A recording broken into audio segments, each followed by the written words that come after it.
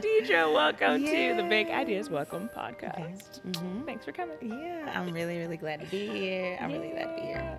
I'm super excited to dig into your story and your family's story, even bigger than that. So, you're from a family of entrepreneurs, and I'm curious, as you were growing up, like, what was your vision? What was young Deidre's vision of, like, her future? Did you see yourself in entrepreneurship or what? It's interesting that you asked me that because I was thinking about this interview earlier, and I was like, well, I don't know. Like, what am I going to talk about? But I was thinking about growing up, I never thought about, I knew my dad had a business. Yes. But I didn't see him as an entrepreneur. And I think now with the word and, just people being more aware of some of the differences when it comes to entrepreneurship and how really entrepreneurship can help your family elevate.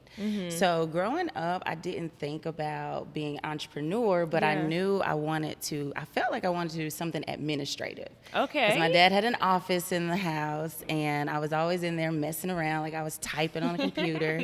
And my mom comes from a technical writing background. Okay. So I got to see a lot of like both, right? So I just felt like I knew I was going to be an admin in some office or something. Okay. You saw yourself That's at a desk, all I saw, doing something at the desk. Dig into that, like, difference as you define it when you say entrepreneurship versus, like, I have a small business. Yes.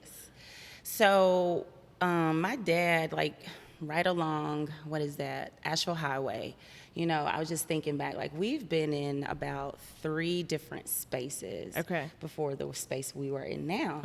And when I look back on all those spaces, and they were all located in East Knoxville, but they were almost like a step up, One was kind of small, very tight, right down the street from Chehawaii Intermediate School, where I got to walk from school and go to the office and play around some more. So just looking back, I see now that how the progression and how the elevation in business and what that looked like. So I think that really is kind of a foundational story to show how, like, oh, well, that is like small business growing, but it really was our family being an entrepreneurs and finding a way to use lawn care to generate revenue. Right. Yeah. Pretty And cool. okay, so as your parents have kind of continued to champion their business, but also bring in their kids and family members to build the business, what would you say are some of, like, the key element or the key values or the key elements in the family that you really think need to be protected as a legacy to pass down? Ooh, that's a really good question. I always have heard people, like, when going to trade shows or talking to other business owners, they sometimes say, like, how do you do family with business? How do you do business with your family? Right. Like, working Mixing with your those family two. is hard. Woo! Now, it does have its challenges sometimes. But I feel like the way, the vision that our parents set around having a family business and what that looked like, very community oriented. Always making sure, our employees or team members' needs came first. And a lot of times stepping outside of what your traditional boss would look like when it came to the help that some of our demographic of team members needed. And so then I look at my mom, she was always very involved in youth-centered stuff, community organizing. So I think all that put together is the value of really maybe people first, allowing that to be a driving force in why you do what you do. So it kind of was like, it's business, but then it was like, well, this is like a humanitarian thing. Exactly. Like, so, when you think about the impact on people's lives, it's like not just about making money. I mean, obviously you need to make money. Right. But also about making a difference in people's lives. Yes. And helping them get where they want to get to. And I mean, that's probably one of the biggest core values that I know that my dad has is really the open door policy. And, understanding that there's a balance with everything, right? But, that will be sometimes something that would frustrate me because I'm like, you just can't help everybody or you can't do everything. But I didn't want to take away what he felt like he was giving to his employees, at that time. An opportunity to have a conversation and just being able to address your boss and, like, just be straight up. And he's that type of person. When you think about your life and how it intersects with your family's legacy, are there things, maybe values that you have for yourself that maybe your family didn't give you that you've kind of brought in to create your own legacy as you build on the families? I think I'm probably figuring that out right now. Yeah. My background is in like graphic design and art. Like I'm a Okay. creative individual. Yeah. That's what I was born naturally to do. But like growing up with entrepreneurs, and not to mention, my brother worked with my dad starting out, and kind of going back to that community piece. Like the reason why my dad really was adamant about starting a business is because he wanted to provide a space for my brother and his friends to make a livable wage, a legal wage, Right. and to really bring them out of negative environments. So that was really the core for my dad starting this business. But my brother's been in it; he brought his friends in it. Then my sisters, we expanded and did some other things. So I kind of just wanted to, like, we were just all involved with family business at that time. So. Everybody, all hands on deck. Everybody. So I think now, with who I am and figuring out also what I'm interested in business and community and elevating people and really making sure people that look like me are winning, I'm trying to figure out what that looks like, right? Yeah. I'm like, okay, maybe I'm not the admin I thought I was going to be, dang it. But those skills have helped me, right? Those are huge Maybe I'm not skills. this, graphic designer that lives in New York with this big fancy job. Maybe I'm not the politician, but all those things like combined together, I feel like that's where I'm trying to figure out how to pull that into who I am. Right. Yeah. It's a journey. It's a process. It is, right? What would you say, like you see, what do you want to give to your community? Because I know that you've been, like you mentioned, your mom was involved in community activism, and like you ran for city council, and so I'm wondering, like, how do you envision your role as a key member of the community? What are you wanting to like give back or provide? I really, I just want to be an example.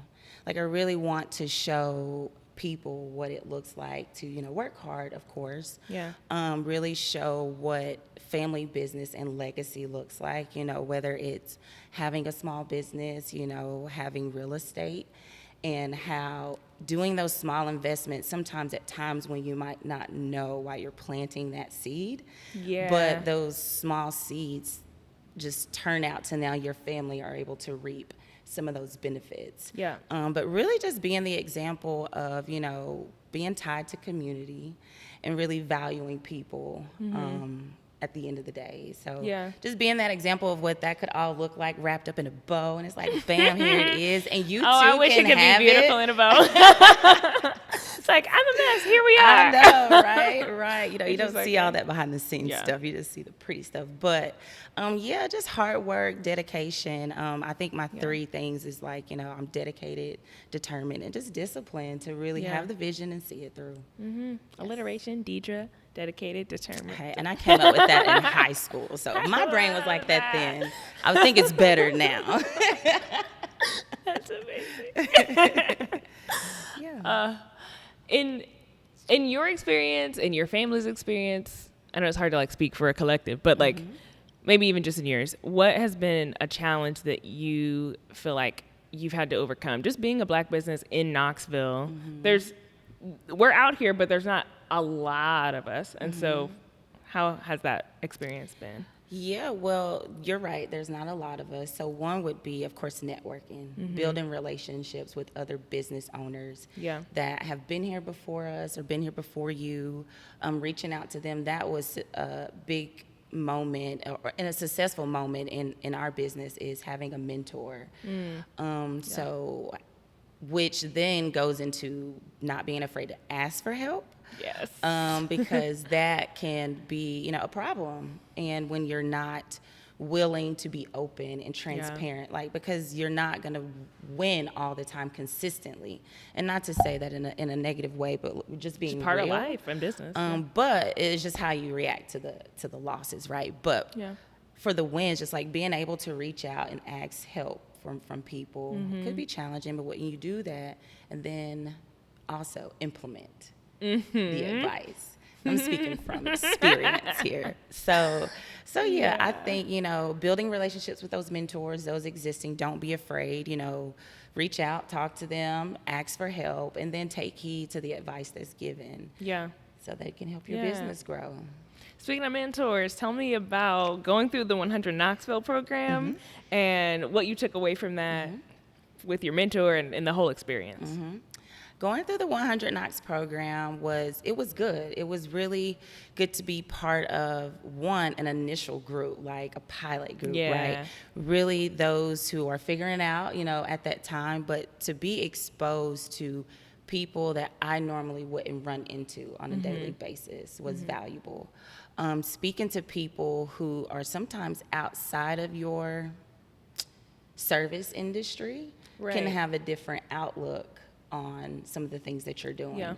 So we really walked away with resources and really networking. Everybody was able to share. And since then, I've worked again or called on some of those same mentors from the 100 Knox program. So I think it's just about your resources. People say that's social capital. I think that's the word. So really tapping into that, because you never know where that can take you from that one moment. So that goes back to the community piece. The community piece. Building. Yes. I love that. What is one way that Knoxville can support you and your family's business right now? What would you ask of Knoxville? I would ask of Knoxville is to research organizations that are out there doing some of the grassroots work that we're kind of talking about when it comes to community building, when it comes to investing in Black entrepreneurs. Research and find those organizations, and sometimes businesses support those businesses, invest in those organizations. Whether it's, of course, monetary is always great, but we just talked about social capital. So if it's another resource just that and you can pass along. So I really want to challenge, those that are listening in Knoxville just to research, find organizations that are out there doing the work that you even feel led to support and uplift those particular individuals. Snaps. This is fun. I'm glad you had fun. Me too. Thanks so much for coming to talk with me. Absolutely. I just thinking about our story and our family and just wanting to make sure I can capture it in any way, because you never know who you're going to touch.